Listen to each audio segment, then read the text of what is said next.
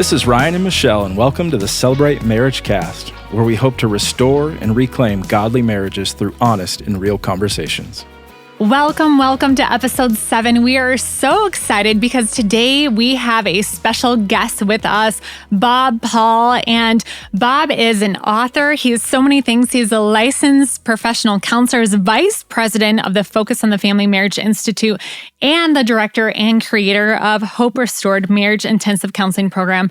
Bob and his wife, Jenny, have been married for 43 years. Bob, welcome to our show. We're so excited to have you joining us today. Oh, it's a delight to be with you guys. So glad to be here. Thanks for what you're doing.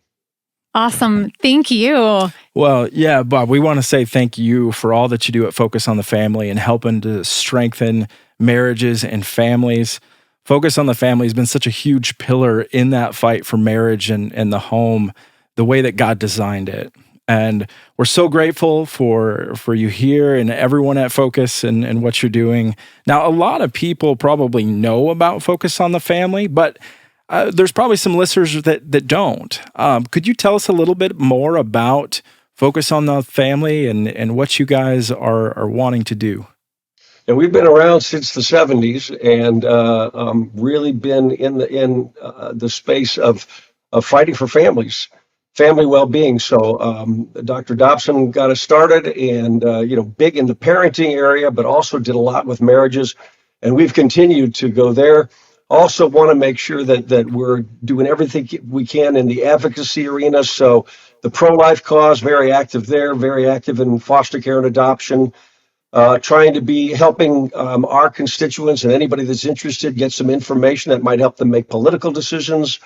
And there's just so much that we have going on. Lots of resources being created by Focus. We have a regular broadcast that our president Jim Daly does on a daily basis that reaches around the world. We have offices all around the world and are reaching many people for to help with their family and for the cause of Christ. So just so blessed to be a part of Focus on the Family.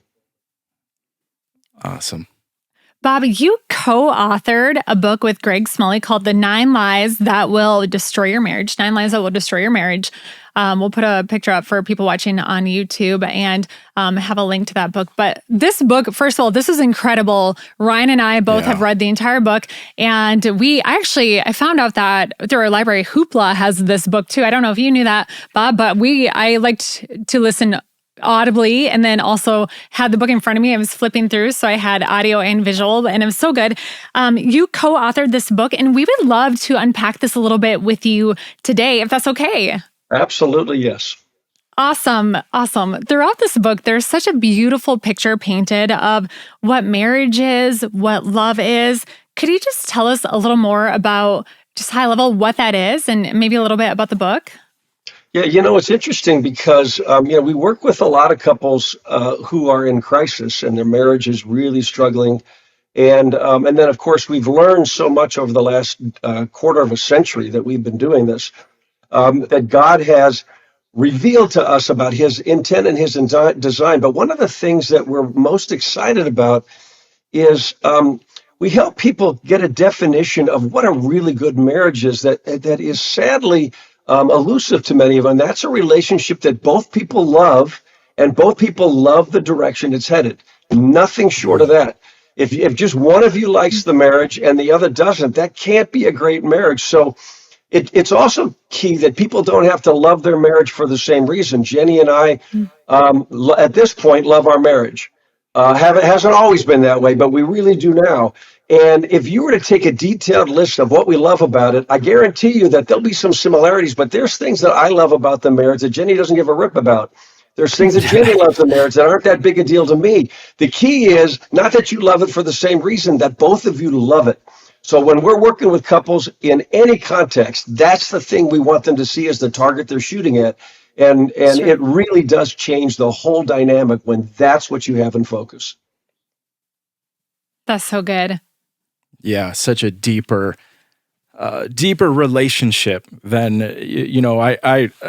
just echoing Michelle, the book was amazing, and we're going to unpack some of it. We could spend hours unpacking this because it was so good. We did talk about that we could do a chapter for several episodes, and the next chapter and the next is just can't say that enough. It's so good. And there's so many lies that are out there regarding marriage and what it is, and I love the beautiful picture that's painted of this deep, intimate relationship, friendship that is just painted throughout the book. I love that.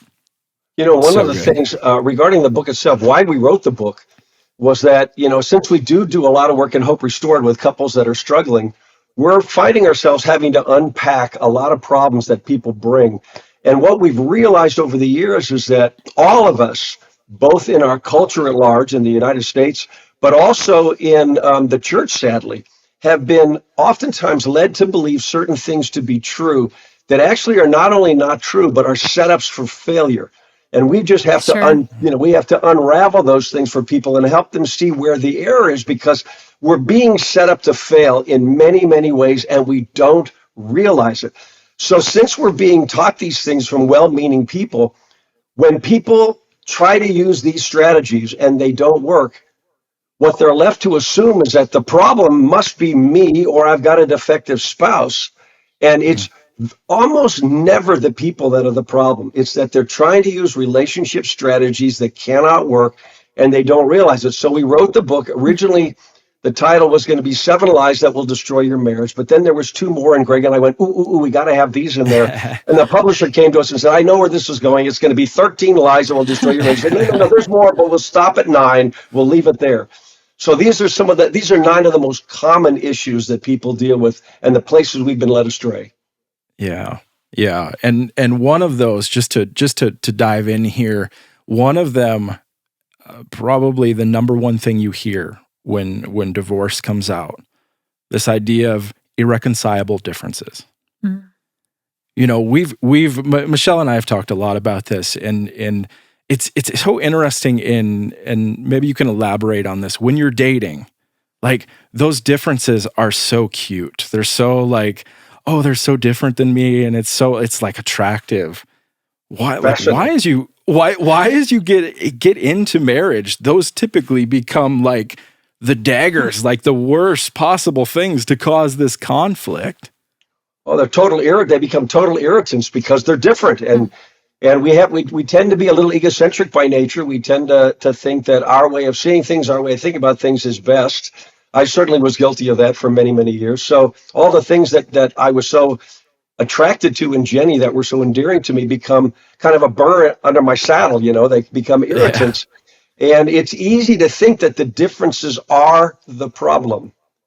And as you mentioned, irreconcilable differences right now, I believe, is the number one cited cause for divorce. But if you pause and you think about that a little bit, as we ask this question: why are those differences there? How did they get there? What caused them in the first place? And the obvious answer becomes, when you think about it, because God created us unique and different. And those differences are meant to be a blessing. They're meant to be a source of strength. I mean, honestly, if you think of a team analogy, if every member, I love team sports, if every member of the team has the exact same strengths and the exact same weaknesses, you've actually got a weak team. What makes a team strong is that you've got different skill sets, you've got different strengths, different weaknesses, and a good team learns to play to each other's strengths and cover each other's weaknesses. That is exactly the same principle in marriage. We are different. Jenny and I are radically different in so many ways. We have never been mistaken for brother and sister at all. We don't look anything alike. And we're different on our temperaments are different in so many ways. And I've learned to not see those as a problem, but to see those as a potential strength, because a great marriage becomes learning to value those differences and how to adequately utilize them, because differences, truthfully, are never the cause of problem in a marriage. Never. It's not knowing how to value them adequately and utilize them effectively. And that's what causes problems in marriage. Yeah, that's so good. And it's something we've been trying, because Michelle and I would say we are very different. Yeah. And to be able to see those as blessings. How does that shift happen?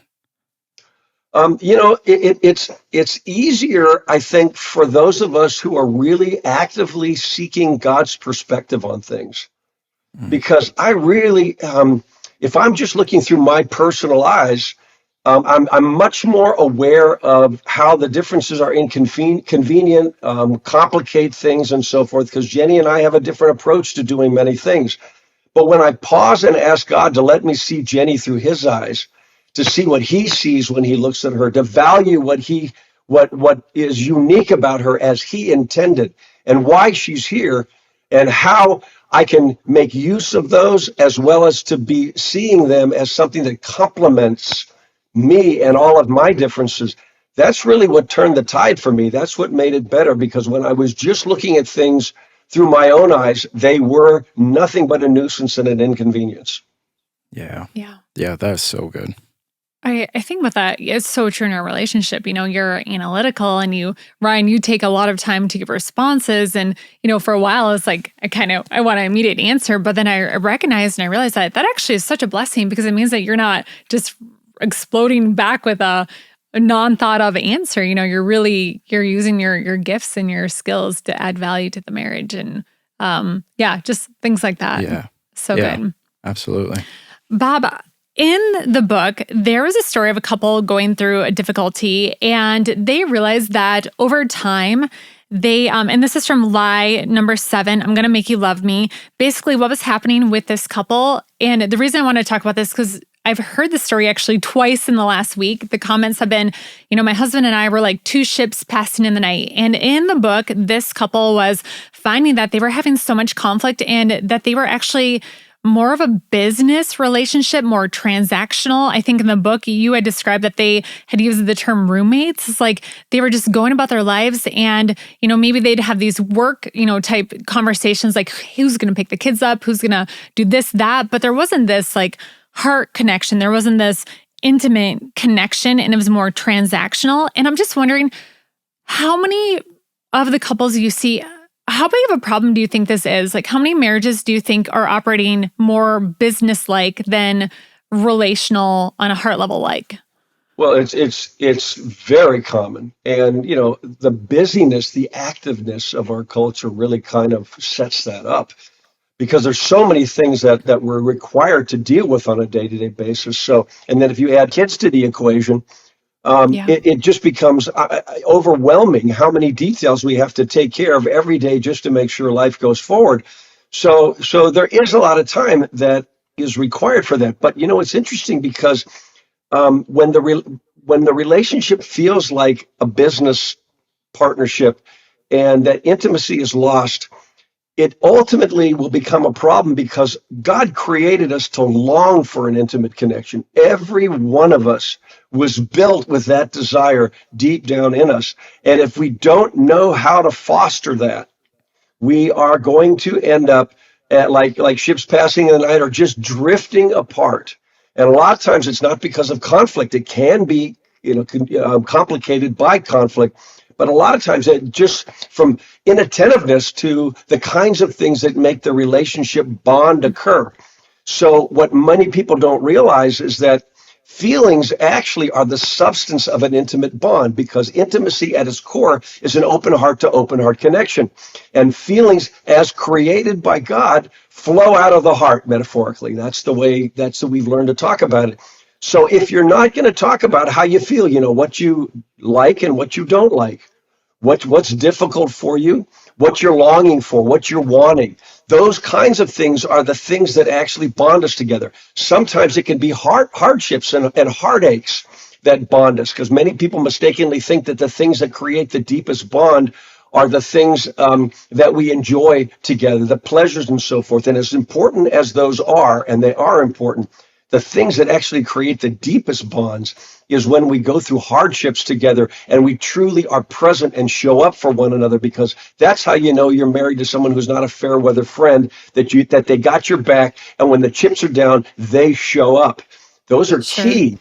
And if you don't foster that kind of relationship, which takes extra time and intention, you'll just drift apart, and you'll find your hearts being very, very separated from one another. Yeah. that it makes me sad to think of so many relationships operating that way, but that's the reality. So thank you for shedding light on that. Do you have tips, Bob, for the listeners? I know in the book there were a number of just super practical ways, the heart conversations, the ICU example. What would be some practical steps for people if they're listening and think, gosh, that is me. We are two ships passing in the night. All we talk about is the logistics of our marriage, the budget, the kids, this and that. How can they start not only getting closer to one another with those intimate conversations, but closer to God too? What are some practical steps that you would suggest? Okay, first and foremost is you've got to understand that to grow a good relationship requires time. Sure. Time to be intentional about investing in your marriage.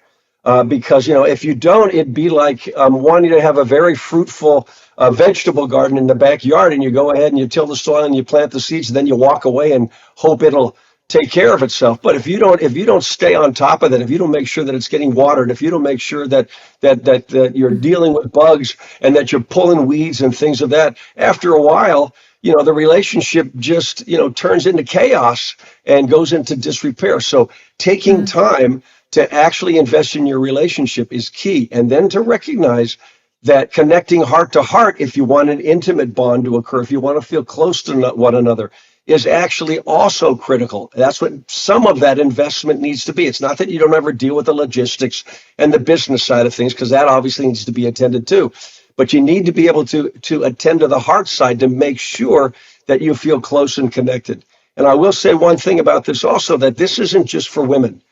Guys don't know how to do this because we haven't been taught to do this, but every one of the guys that I know, including me, long to be close and connected to our wife, and we just haven't been taught any of the tools needed to make that happen. Sure. Yeah, that's so true. I mean, I think we've talked about this on our show, this idea of intimacy. And I mean, obviously there's physical intimacy, but there's a whole nother level here. And the book talks a lot about heart talk versus work talk. I'll admit I'm very analytical, very work talk comes very easy. Heart talk, not so much. Well, I mean, as a man, Ryan, you've been taught that feelings are the enemy, that we need to avoid our own and to avoid one another's. Plus, we're also taught guy to guy that problem solving is what makes us manly. Matter of fact, if I come to you as my friend with a problem, I want you to, give me a solution, which is what guys typically are doing. I want you to bring your A game. If you show up and say, "Oh, Bob, I bet that's really difficult for you and it really hurts your heart," I'm going to go, "What the heck is that, Ryan? I need a dude right now. I don't need that." So when our wives bring that to us, because we don't know any better, we typically come up with a fix-it solution or something because we're bringing our A game. We're trying to bless them. But the truth is, with you as my male friend, I don't want to be intimate with you, right? So, I don't care about that, but I want to be intimate. I want to be close and connected emotionally, physically, mentally, and spiritually with Jenny. And I need to realize that a heart-to-heart connection is the only way that's going to happen. And if I don't see the importance by God's design of the emotional side of life also, I'll be out of luck there. But, it's interesting because it's not just guys, because my wife is by far and away a work talker. She's a fix-it kind of person. She's a problem solver to beat the band. And she naturally goes that way too. And we've both had to realize that we need to attend to the heart issues also so that we can feel really close and connected, feel like real best friends on so many levels. I love that in the book, you actually gave a rundown. There were steps on how to have a heart conversation too. I thought that was so good. I just never had thought of it that way. And it just was so practical. So that was just such a shift for me reading that. We want to make it easy, actually. I'm a person that by nature always is trying to find the easiest possible way to do everything. And I promise you, relationships, marriage, and intimacy fall right in there. I want to find the easy way there. I don't want to make it overly hard and complicated. Yeah. And there was talk on safety in there too. And I appreciated that. Just making sure that when you have those heart conversations, that everyone feels safe, and guiding us through that. So that was a big part too. So absolutely. Yeah. And that's all about trying to find the easiest way possible. Most people don't realize that they ought to be creating a safe place for both themselves and their spouse, and not just physically. When we talk to people about feeling safe together, they almost always think we're talking about just physical safety. Yeah, our marriage is safe. I'm not afraid my spouse is going to hit me or there's going to be any physical harm, which of course is critically important to make sure. But we're also talking about mentally safe, that we can share ideas without fear of being ridiculed or judged. Spiritually safe, we can actually share our relationship with God together. And certainly emotionally safe, where we can share feelings without being told our feelings are stupid. And we can actually connect heart to heart. So safety is key, because when people truly feel safe in all of those ways, they naturally relax and they open. And when two people are close to each other with open hearts, intimacy and connection just happens, just like that. No work, no effort. It just happens. That's the easy way, the short course to get where you're looking for. So we make that a big priority. Yeah, that's great. That's a great check-in for the listeners too, to think about, when I have these conversations, am I creating a emotionally, physically, mentally safe environment for those conversations to happen? Maybe they think it is safe, but they're, maybe emotionally it's not been safe. So that's a great check-in. Yeah. We could talk so much longer on this. Yeah, Bob, this has been so good. And again, I would encourage everyone listening, pick up this book. It is so good. It is absolutely so good. There's so much we could unpack here. Bob, just for our listeners, where can they keep up with you and what you're doing and just stay connected? The easiest way, just in general, I mean, if you're in crisis, you want to go to hoperestored.com, because that gives you all the information on where to go if you're in trouble and you need our help. And we've got locations now all around the United States and Canada. We've got 5 locations in the U.S. and 3 locations in Canada. So you can you can find us there. But just in general, to go to the Focus on the Family website and just, click on the marriage tab, there is so much there about all that we're doing, the resources, the events that we have, because we've got enrichment events and retreats and that kind of stuff all around the country and at our locations, which are gorgeous retreat centers. And then articles and videos and so much to help anybody who just wants an infusion of blessing into their relationship. Awesome. That's so good. So as we wrap up here, Bob, we've got 3 questions that we ask all of our guests, just sort of rapid fire. So we'll just run through these here. What is your marriage why? Why is it important to you? I'm clear that marriage by God's design is intended to be the cornerstone of a healthy family, certainly, but also a healthy culture. We have people around the world in some of our offices that are in non-Christian countries where Christians are looked down upon. But the government officials come to our executives in those global offices asking for help because they say the families are struggling and you're focused on the family. Do you have some tips that can help our culture? Because family is so critical and marriage is key to making that happen. So absolutely, I am clear that it is central, and it's why Jenny and I have hung in there until God was able to help us find a blessing and the way that we could get to a place where both of us loved our relationship and where it was headed. That's so good. So good. All right. Best date night. Okay. So today happens to be my 43rd wedding anniversary. Oh my gosh. That's so cool. Congratulations, Bob and Jenny. We've had some really awesome date nights over the years, but I'm counting on tonight being the best ever. All right. We're going to a really great new restaurant in town with a couple that we adore to celebrate. And because we're at a point in our relationship where, we could do the just together, just us alone. But truthfully, we like celebrating with our friends. So we're going to go out and celebrate together. So I'm counting on tonight to be the best date night ever. That's so awesome. good. Bob, our anniversary is Saturday, which is why we wanted to have you on this week. So that's so cool. Happy anniversary to you guys, and cheers to anniversaries. Congratulations to you. Yay, we aspire, we're at 12 years. We aspire to be like you guys. So 43, that's so great. All right. So lastly here, Bob, after 43 years of marriage, what's bringing joy to your marriage right now? There's so many things that we love because we really have become absolute best friends.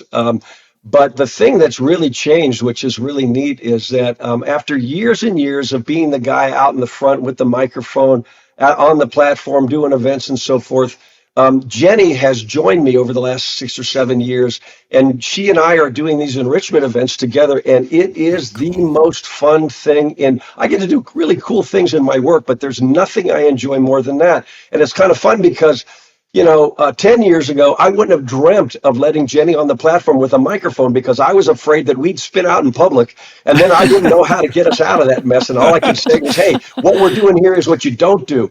But we have gotten our relationship to a place where we feel so safe together and know how to manage our challenges that I love having her have a mic. And it actually makes the stories I tell where people used to say, so is that really true? If Jenny was up here, would she agree to that? But now she's got a mic, so she tells the rest of the story. And it really brings a lot of credibility to our message, which is fun.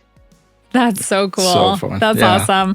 Hey, well, thank you so much, Bob, for joining us today on the Celebrate Marriage Cast. It's truly been such an honor for us and our listeners. Thank you so much. And for our listeners, if you need additional help on marriage resources, we will put the links that Bob mentioned below in our show notes. And additionally, we have celebrate.church/marriage. And we just want to say thank you so much for listening. Share this episode with a friend, subscribe, and we will see you on 5 Minute Friday. Have a great week. Thank you so much, guys. Really appreciate it. Thank you, Bob. Thank you, Bob.